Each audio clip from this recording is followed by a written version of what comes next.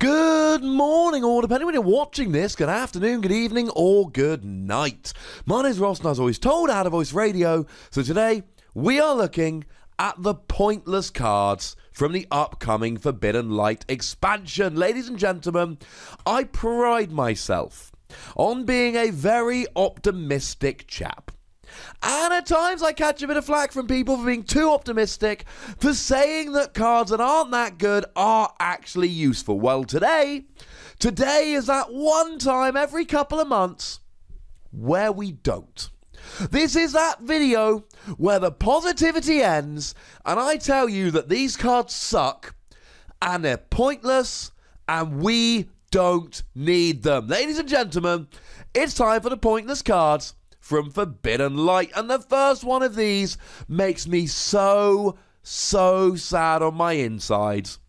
It's Hawlucha. I love Hawlucha, ladies and gentlemen. The Hawlucha from Furious Fists is one of my favourite cards in years.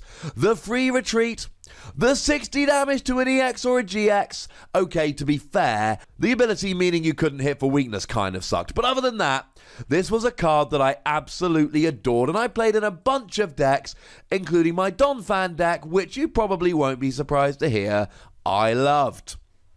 And then we had the other Hawlucha, the more recent Hawlucha from Steam Siege, which had a nice ability, which was basically a repel in an ability. But this new Hawlucha sucks. 80 HP is low. Retreat cost of 1. Why is it not free retreat? It's a fast Pokemon. Should be free. And then we get to the attacks. 20 damage for 1 energy is... I mean, it's actually not terrible, especially considering it's a fighting Pokemon. So you've got strong energy and Regirock and all of that to do more damage. It's not the end of the world. It's not terrible. Then, of course, you've got Brooklet Hill. It's a basic fighting Pokemon, so Brooklet Hill can search it out nice and easy.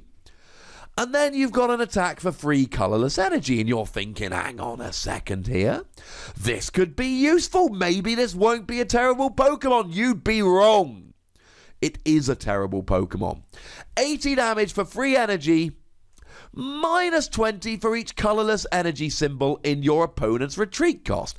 Now, we want to play fighting Pokemon at the moment to take out stuff like Zoroark GX. Well, for free colourless energy, this will do 40 damage to a Zoroark, which means with a choice band, you're doing 140 damage. 40 base plus a 30 for the choice band, double for weakness is 140.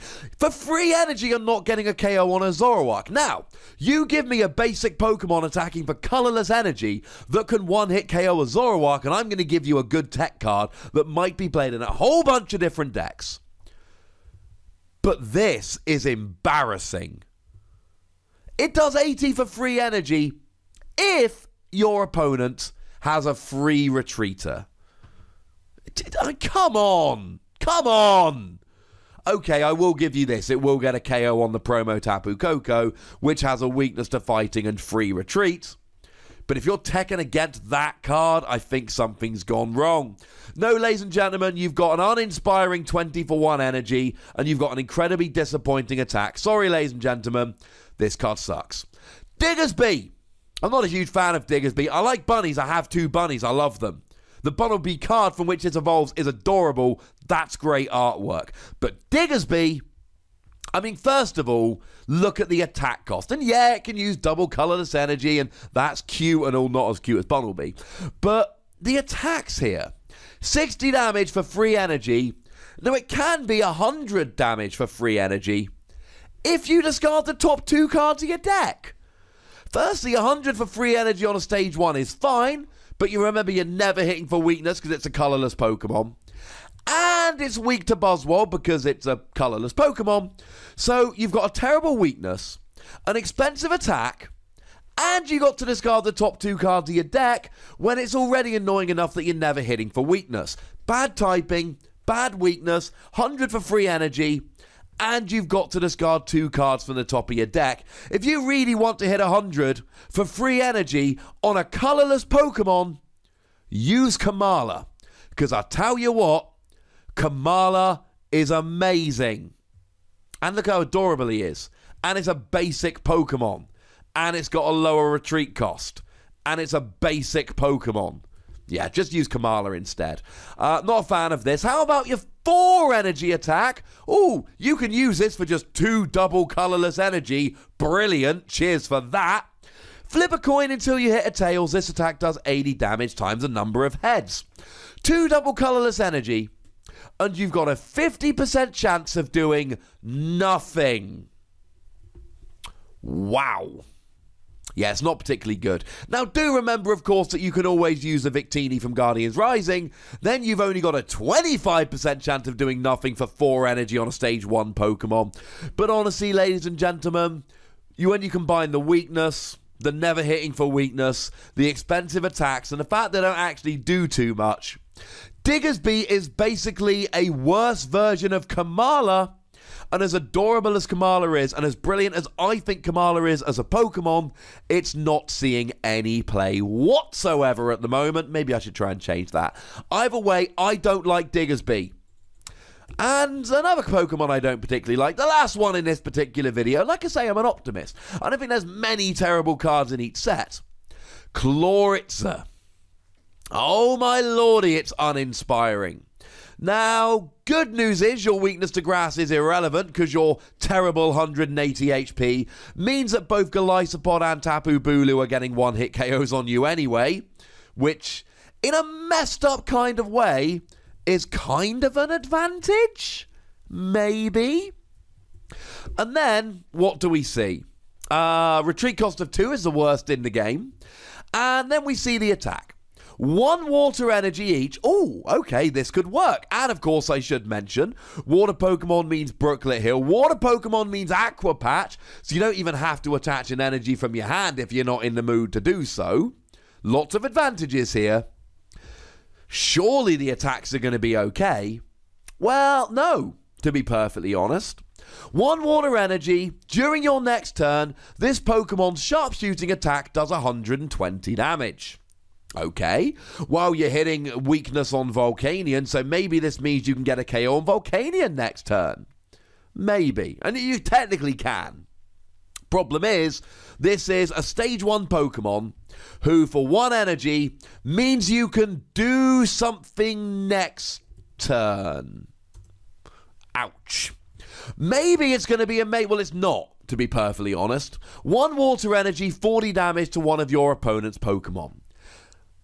It's not even that great. Now, if this did 60 damage to one of your opponent's Pokemon, then something like a Zorua or a Ralts on the bench would be getting KO'd by this, and there would at least be an argument for putting Clawitzer in the active and just, you know, sniping off those Ralts and those Zorua sitting on the bench. You could at least make an argument that that was something you should do.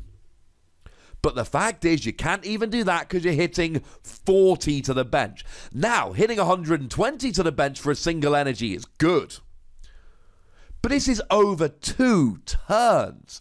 Because if it did 60 for 1 energy to the bench, then it would still do 120 over 2 turns.